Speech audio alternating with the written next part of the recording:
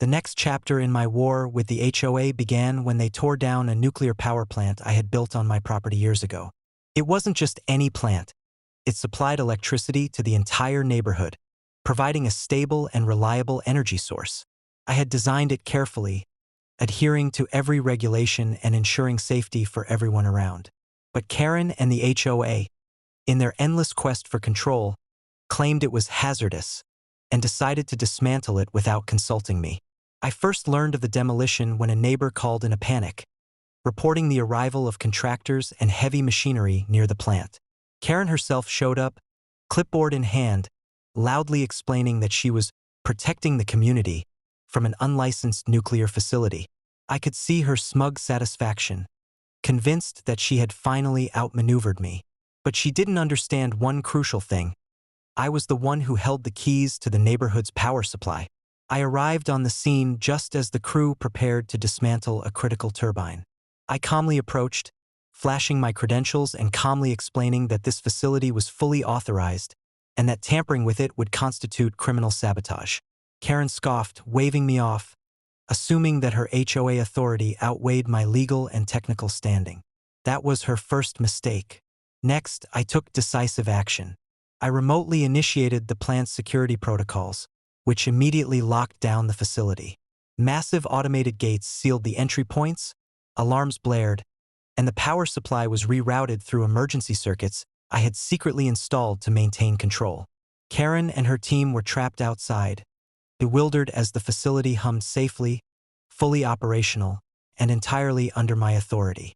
The spectacle drew attention fast. Local authorities, previously skeptical of the HOA's complaints, arrived on the scene to investigate. Engineers and regulators inspected the plant, confirming that it was safe, fully compliant, and critical to the neighborhood's infrastructure. Karen tried to argue her case, claiming imminent danger, but the evidence was overwhelming. I had designed and maintained the plant meticulously. She had no legal ground. Then came the poetic justice. Knowing that the HOA relied entirely on this plant for electricity, I let them experience a controlled lesson in dependency. I temporarily cut off non-essential power to the neighborhood, leaving Karen's office and several HOA-controlled facilities in darkness. Panic ensued as lights went out, computers shut down, and alarms triggered. Only essential services remained operational, proving my point without causing harm. Neighbors began to understand the full scope of Karen's misjudgment.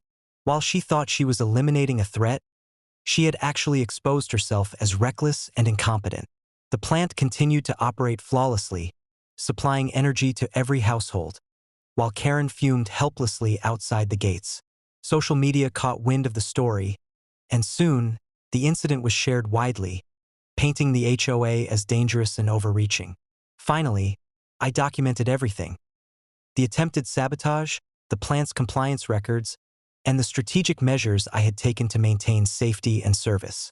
Legal notices were issued, warnings delivered, and Karen was left with no options to claim authority over the facility again.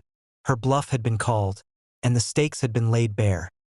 Attempting to interfere with my property could have serious consequences, not just legally, but for everyone she claimed to protect.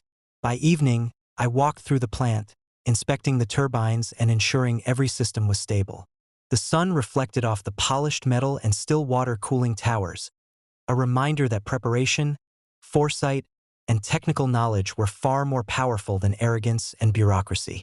Karen retreated, humiliated, while I remained the unchallenged guardian of my property and the neighborhood's power supply. From that day forward, no one in the HOA dared interfere with any part of my estate again. They had learned, painfully and publicly, that some battles cannot be won through force or authority alone. Sometimes, mastery of knowledge, law, and resources determines the outcome. The nuclear plant stood as a monument not only to electricity, but to strategy, patience, and the consequences of underestimating the wrong neighbor.